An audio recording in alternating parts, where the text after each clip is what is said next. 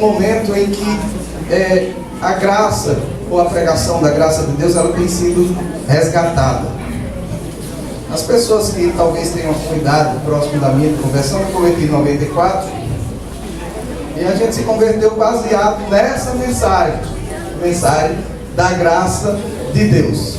E então surgem várias ramificações que passam-se a pregar uma série de coisas e retornando quase que para a lei, para se conseguir coisas. Mas graças a Deus, nesses últimos tempos, Deus tem resgatado, e graças aos jovens, vocês estão de parabéns, Deus tem achado vasilhas novas para colocar vinho novo sobre essas vidas. E baseado nisso, eu quero trazer uma breve meditação que tem por título Graça, onde tudo é possível. Não é onde tudo é permitido, viu? Mas graça, onde tudo é possível. Amém? Quero deixar que nós, para entendimento dos irmãos, quando a gente fala de graça de Deus, a gente está falando de um favor da parte de Deus, um favor do qual nós não merecemos. Então precisa-se que entenda bem isso. Logo, se for algo que você merece, isso não foi, é salário, porque você merece. Mas se é por graça, é porque você não merece. Amém? Tem um versículo, né, para nós entendermos um pouco esse favor merecido de Deus. Tem um versículo em Marcos, capítulo 10, versículo 27, que diz assim: Jesus, fixando neles o olhar, lhes revelou: para o homem isso é impossível, todavia não para o Senhor, pois para Deus tudo é possível. Aleluia. Amém? Amém. Para Deus tudo é possível. Esse versículo está inserido dentro de uma história que Jesus estava conversando com um jovem, que algumas versões traz até um título, a minha traz o jovem rico, mas alguém que tinha muitas riquezas, mas que também ele era religioso. E como qualquer pessoa que é religiosa, ela tem um desejo de alcançar aquilo que a religião oferece ou promete para ela. E aquele jovem tinha um interesse de ser salvo, a gente não pode negar isso. Então, quando é indagado, que ele pergunta a Jesus o que ele precisava fazer para ser salvo, então Jesus vai falar dentro da linguagem dele, porque ele era alguém que estava inserido dentro da lei. Inclusive Jesus também estava, porque ele estava ali cumprindo toda a lei. E ele começa a questionar o jovem começa a falar que tudo aquilo ele estava fazendo desde a sua infância. E então Jesus dá um outro conselho para ele, e manda que ele venda tudo que ele tem, dê aos pobres. E dá outro conselho: e vem e siga-me. Então, na verdade, Jesus estava dizendo que se alguém vender tudo e der aos pobres, vai ser salvo? Não, não era isso que ele estava dizendo. Ele estava dizendo que aquelas riquezas eram um impedimento daquele jovem segui-lo, porque o coração dele estava preso naquelas riquezas. Então ele tinha dificuldade de seguir a Jesus, porque não tem como seguir a Jesus amando qualquer outra coisa. Mas o que eu quero trazer sobre a questão do favor de Deus é que os discípulos, ouvindo esta palavra de Jesus, eles ficaram preocupadíssimos, porque eles estavam seguindo a Jesus, mas eles se depararam dentro de algo que era impossível eles fazerem. Então eles começaram a indagar entre eles sobre este conselho de Jesus para esse jovem. Eles começam a dizer: então quem pode ser salvo? E aí é onde adentra a graça de Deus. Aleluia. É onde Jesus diz: olha, isto de fato é impossível para o homem, mas para Deus há a possibilidade de você ser salvo, mesmo sem você conseguir atingir que a lei exigia, ou que a lei exige. Para que alguém alcance alguma coisa, é um padrão de fato elevadíssimo. E então Jesus estava dizendo ali para aquele jovem a respeito do que ele estava falando, que era da lei. Quando ele vai falar com os discípulos, então aos discípulos, eles estavam sendo ensinados a respeito de graça. Eles estavam sendo ensinados a confiar naquilo que Jesus fazia ou faria, mas não naquilo que eles próprios fariam. Porque estava ali provado naquele jovem que o homem não podia e não pode atingir o nível e a condição para alcançar uma salvação por conta própria. Então ele precisa colocar a sua mente, o seu coração, a sua fé no favor merecido de Deus. Ele precisa se entregar à graça de Deus. Porque se ele tentar alcançar algo de Deus pelas suas obras, ele não vai alcançar. No entanto, quando ele se entrega à graça de Deus e ele conquista essa graça sobre a vida dele, então agora ele vai conseguir atingir um padrão que ele não conseguia antes. Porque esse padrão, ele é dado gratuitamente sobre a vida daquele que nasce de novo, da água do Espírito. Porque a graça, ela vem nos transformar. É o que Jesus fala para Nicodemos, né? Em João 3,14, ele diz: assim como Moisés levantou a serpente no deserto, desse mesmo modo é necessário que o Filho do Homem seja levantado, para que todo aquele que nele crê não pereça, mas tenha a vida eterna. Glória a Deus. Então, quando nós falamos de salvação pela graça, nós estamos falando de confiança em Jesus. Nós estamos falando de acreditar que o trabalho que Jesus fez na cruz é suficiente sobre a sua vida. Glória a Deus. É acreditar que o seu Senhor, Jesus, Ele fez todo o trabalho. Aleluia. E o seu trabalho é confiar nele. Aleluia. Nosso grande trabalho é confiar. E o inimigo, ele trabalha dentro desta área, porque nós temos as nossas limitações. Então, quando nós começamos a adentrar dentro das limitações, que nós começamos a fraquejar, então ele vai atingir a sua mente dizendo que você não consegue atingir o padrão de Deus. Logo, algumas pessoas desanimam e desistem, porque elas se vê diante de uma situação que elas não conseguem atingir um padrão que por acaso, ou por algum motivo, ou porque alguém falou para ela, ela tinha que atingir aquele padrão. E então desanima, porque ela estava tentando conquistar uma salvação. Ele estava buscando por meio de uma vida exemplar, por meio de cumprir algumas regras ou mandamentos. Ela estava acreditando que era aquilo que ia salvá-la.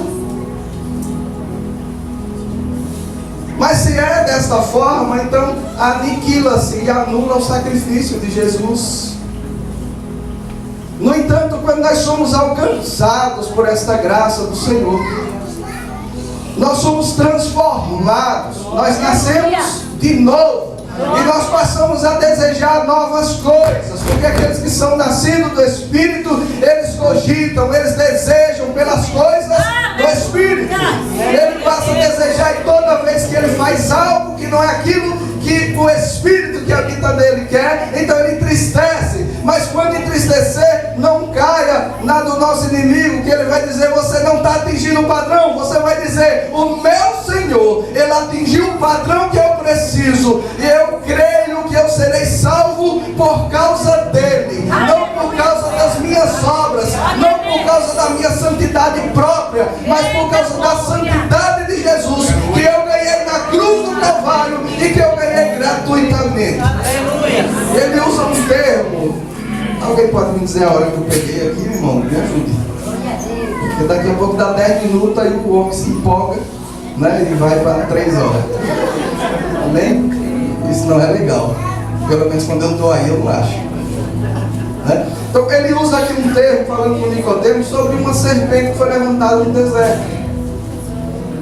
E o interessante é que essa serpente foi levantada porque o povo começou a murmurar, algo assim, bem diferente, né, do nosso tempo, que a gente não murmura, a gente... Demais, aquele povo era terrível. A gente não. A gente é demais, a gente não murmura. E aí então, por causa desta murmuração, então, foi enviado a serpente sobre o acampamento. E as pessoas eram picadas por essas serpentes e iam morrendo. E então Moisés vai falar com Deus para a solução daquele problema, porque o povo começou a entrar em desespero, ia morrer todo mundo.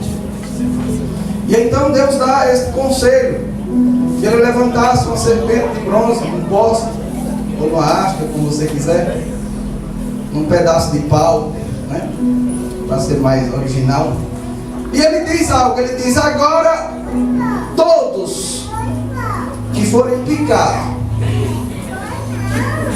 Aí você vai ver se o que eu vou dizer é verdade. Todos que foram picados, obedecerem todas as leis, fizer tudo que eu mandar, será curado. Foi isso?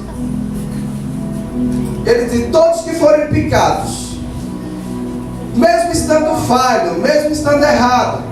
Aquelas serpentes, elas estavam ali a vida toda, mas aquele povo murmurou contra Deus, murmurou contra Moisés, murmurou contra a nuvem, murmurou contra a coluna, murmurou contra tudo. Eles perderam toda a proteção. Então aquela serpente que já estava pode atacar. Mas ele diz o seguinte, ele diz: se você olhar e entender que aquela serpente é a provisão de Deus para que você não morra, porque o pecado que você cometeu está te matando, e o favor imerecido de Deus que estava naquela serpente não olharia o motivo pelo qual aquela pessoa estaria morrendo, mas olharia se ela estava acreditando no favor imerecido que Deus estava mandando sobre o acampamento. Então, se aquelas pessoas acreditassem que aquela provisão foi de Deus, que eles não mereciam, que de fato eles tinham que morrer mesmo, porque eles perderam a proteção divina pelo poder da sua língua, e que Deus fez aquilo por eles, sem eles merecer, tudo que eles precisavam era um crer. Porque na verdade aquela serpente era uma analogia do que Jesus viria fazer. E ele veio sobre o nosso tempo, e ele foi levantado como aquela serpente. E Jesus diz a Nicodemos que ele seria levantado, e que todo aquele que nele cresce no Cristo que foi levantado, essa pessoa, por fé, estaria nascendo da água, estaria nascendo do Espírito. Eles estariam sendo limpos, purificados de todos os seus pecados, e estaria ganhando de presente, imerecidamente, um novo Espírito. Eles estariam sendo recriados pelo poder da fé e pelo poder da graça de Deus. E é isso que Deus quer fazer nas nossas vidas. Algumas pessoas Ele quer recriar, e algumas pessoas estão precisando acreditar que foram recriados. Você é uma nova criatura, você nasceu de novo, você tem livre acesso ao trono do Pai, você pode pedir o que quiser e será feito, é o que Jesus diz. Mas algo está distanciando você do trono de Deus. Você não pode se permitir a se privar da bênção, da graça, da misericórdia que Deus deu sobre a sua vida. Você é um salvo, você é um filho de Deus, você tem direito adquirido por Jesus diante de Deus. Você não tem, e você não deve viver uma vida como de alguém que não tem o Espírito de Deus. Há direitos que foram conquistados por Cristo Jesus, e que só depende de você crer para poder provar e gozar desses benefícios que o Senhor te deu. É por isso que Ele diz que você deve ir diante de Deus em meu nome. Quando Ele diz em meu nome, Ele está dizendo: eu sou o seu fiador diante de Deus. Deus não vai perguntar quem é você, Deus quer saber quem sou eu. E Ele vai te dar baseado em mim. Por isso que é em meu nome, não é no seu. É no nome de Jesus. E que a gente possa ir em nome de Jesus. E que a gente possa viver a vida abundante que Jesus deu para nós. Não é para nós estarmos cabisbaixos, angustiados, sofrendo, como se não tivéssemos esperança, porque nós temos. Nós temos em Cristo Jesus essa experiência, porque a graça de Jesus está sobre a sua vida, meu irmão. Começa a declarar a bênção que o Senhor deu sobre a sua vida. Tira essa tristeza, tira a angústia, tira o desânimo. sua vida. Você pode estar preso porque Deus quer um carcereiro. Você pode estar nessa situação porque Deus quer o médico que está te atendendo. E a forma que Ele encontrou para você ir falar com esse médico foi essa. Você não iria. Eu sempre brinco, talvez a agenda de Paulo não dava tempo ele esperar a folga do carcereiro. Mas tinha que ganhar aquele homem. Então Deus, eu vou dar um jeito de você ir lá falar com ele. Ainda bem que foi com ele, né, irmão? Não é com a gente, né? Quem sabe? Mas eles estavam felizes pelo objetivo, amém? Eu não vou tomar mais tempo. Eu vim aqui para receber. Sou de todos vocês, irmãos. Em nome de Jesus, amém? Glória a Deus.